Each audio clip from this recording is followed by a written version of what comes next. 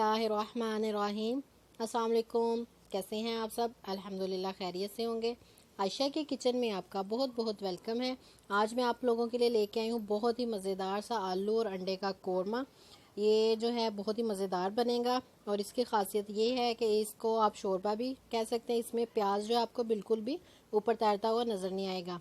तो मैं आपको पहले चेक करवा देती हूँ। ये देखें, ग्रेवी सी बनी है। आप इसे शोरबा भी कह सकते हैं मोस्ट, लेकिन मैंने जो है ये आलू अंडे का कोरमा बनाया है। ये देखें, इसमें आपको बिल्कुल भी प्याज या टमाटर जो है वो तैरता हुआ नज़र नहीं आएगा, अच्छी तरह मिक्स हुए हुए हैं।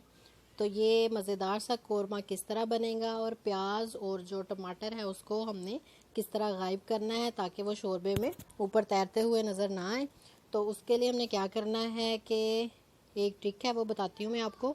तो सबसे पहले हम इसके इंग्रेडिएंट्स नोट कर लेते हैं कि हमें कौन कौन सी चीज़ें चाहिए जिससे ये मज़ेदार सा आलू अंडे का कोरमा रेडी होगा। आलू ले लिए हैं मैंने 4 से 5 अदद, इस तरह स्लाइसिस में काट लिए। एक आलू के मैंने 4 पीस किए हैं। 3 अदद नॉर्मल साइज़ के प्याज हैं, वो भी मैंने स्लाइसिस में रफ से कट कर लिए हैं। 4 अदद अंडे हैं बॉईल किए हुए, आप ज़्यादा भी ले सकते हैं। सब्ज़ मिर्च ली है मैंने, 2 जो है वो मैंने साबुत ली हैं, 4 जो है वो मैंने स्लाइसिस में कट कर लिए हैं। साबुत मसाले लेंगे ताकि कौरमे का बहुत ही अच्छा फ्लेवर आए। लौंग है और ये बड़ी इलायची है 1 अदद, और ये स्टिक है दालचीनी की, काली मिर्च है और कड़ी पत्ता लिया है, इसका बहुत अच्छा टेस्ट आता है। तो टमाटो पेस्ट लेंगे हम तकरीबन 5 टेबल स्पून। दही लेंगे हम 1 कप। स्पाइसेस में नमक है 1 टेबल स्पून, और ये रेड चिली है, ये भी 1 टेबल स्पून पाउडर लिया है। ये ज़ीरा और काली मिर्च का पाउडर है, ये भी 1 टेबल स्पून, और 2 टीस्पून हल्दी ली है। अदरक का पेस्ट लिया है मैंने 1 टेबल स्पून। लहसुन जो है मैंने इस तरह छील लिया है, इसको मैंने साबुत ही रखा है। तो सबसे पहले प्याज और जो लहसुन है इसको गलाएंगे। तो हम एक कढ़ाई लेंगे, कढ़ाई में हमने डालना है 1.5 कप पानी। ये देखिए 1.5 कप पानी डाल दिया। इसके अंदर जो है लहसुन डालेंगे और साथ ही हम प्याज ऐड कर देंगे। इसको आपने मिक्स कर देना है प्याज में, प्याज पानी और लहसुन, इसको हम कवर कर देंगे तकरीबन 15 से 20 मिनट के लिए ताकि ये अच्छी तरह गल जाए, इनका पेस्ट सा बन जाए। 15 मिनट हो चुके हैं, मैं आपको दिखाती हूँ। ये देखें, कवर हटाया है तो ये थोड़े हालातों वाक़यात किस तरह के हैं कि हल्का सा अभी पानी है। तो हमने क्या करना है कि ये जो चम्मच है ना, इससे आपने इसको मैश कर लेना है ताकि जो थोड़े से पीसीज रह गए हैं वो भी अच्छी तरह मिक्स हो जाए। और आंच जो है वो हम थोड़ी तेज़ कर लेंगे ताकि ये जो थोड़ा सा पानी रह गया ये भी खुश्क हो जाए। ये देखें, पानी जो है वो तकरीबन सूखता जा रहा है और ये जो प्याज और लहसुन था इसका पेस्ट बन चुका है। इसमें जो है 1 कप ऑयल ऐड कर देना है ताकि ये मसाला जो है वो नीचे ना लगे। साइडों से भी इसे साथ मिक्स करते जाएंगे। जो हल्का सा पानी रह गया वो भी खुश्क हो जाएगा, और पानी के खुश्क होने के साथ साथ जो प्याज और लहसुन का पेस्ट बना है ये फ्राई भी होता जाएगा ऑयल में। ये देखें, आपको नज़र आ रहा होगा कि ऑयल जो है वो सेपरेट हो गया। तो हम इसमें जो साबुत मसाले मैंने दिखाए थे वो सारे ऐड कर देंगे ताकि ये भी फ्राई होता जाए और साथ में जो मसाले हैं उनका टेस्ट भी आ जाए। ये देखिए, साइडों से आपने इसको हिलाते जाना है। ऑयल जो है वो साइडों पे आ गया, सेपरेट हो गया ऑयल। और साथ ही जो गरम मसाला मैंने ये डाला है साबुत, इसका भी टेस्ट जो है वो आ गया है। इसके साथ ही हम जो है अदरक का पेस्ट था वो ऐड कर देंगे ताकि ये भी साथ ही फ्राई हो जाए और पेस्ट जो है वो अच्छी तरह मिक्स हो गया और फ्राई हो गया ताकि प्याज की जो है वो थोड़ी स्मेल वगैरह ना आए।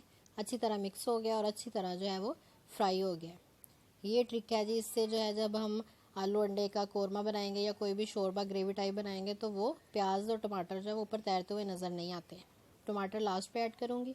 ये मैंने लाल मिर्च ऐड की है और हल्दी डाली है और साथ ही नमक डाल दिया, इसको मिक्स कर दिया। हल्का सा मैंने पानी का छींटा दिया ताकि अच्छी तरह मसाला भून हो जाए। ये देखिए, आपको नज़र आ रहा होगा कितना प्यारा कलर हो रहा है। साथ ही मैंने सब्ज़ मिर्च ऐड कर दी है और ये टमाटो पेस्ट ऐड कर दिया है। गरम मसाला हाफ़ अब ऐड कर दिया, हाफ़ जो है लास्ट पे स्प्रिंकल करेंगे। अब आलू डाल के ना तो इसके साथ ही फ्राई करते जाना है, साथ साथ मसाला भी भून होता जाएगा और जो इसका मसाले का फ्लेवर है वो आलूओं में भी ऐड हो जाएगा, और साथ साथ हमने आलू भी फ्राई करते जाना है। दही ऐड कर देंगे, दही लास्ट पे ऐड किया, पहले आलू फ्राई कर लिए ताकि आलू जल्दी गल जाएं। अगर दही पहले ऐड कर लेते तो आलू गलने में ज़्यादा टाइम लेते। ये देखें जी, मसाला भी भून हो रहा है और साथ में आलू भी भून हो रहे हैं, मतलब फ्राई हो रहे हैं। और ये आपको साइड पे ऑयल आता हुआ दिखाई दे रहा होगा कि ऑयल जो है वो सेपरेट हो गया। इसका मतलब है मसाला जो है उसकी भुनाई तकरीबन कंप्लीट हो चुकी है। साथ साथ मैं मसाला भून रही हूँ, तो आप जल्दी से जो है मेरी वीडियो को लाइक करें। अगर आप न्यू व्यूवर्स हैं तो साथ ही मेरे चैनल को सब्सक्राइब करें और बेल आइकन आएगा उसे ज़रूर प्रेस करें, ताकि मेरी हर नई आने वाली वीडियो सबसे पहले आपको मिले। और नीचे कमेंट्स में फीडबैक देना मत भूलिएगा। ये देखें जी, साथ ही जो है मसाला भून हो गया है और जो आलू हैं वो भी भून हो गए हैं। तो मैं इसमें पानी ऐड कर रही हूँ। मैंने जो है 1.5 कप ऐड किया है, क्योंकि मैं आलू अंडे का कोरमा बना रही हूँ। अगर आपने इसका शोरबा बनाना है तो आप पानी जो है वो थोड़ा ज़्यादा भी ऐड कर सकते हैं। इसे मैंने कवर कर दिया है 10 मिनट के लिए। पानी पकना स्टार्ट हो गया था।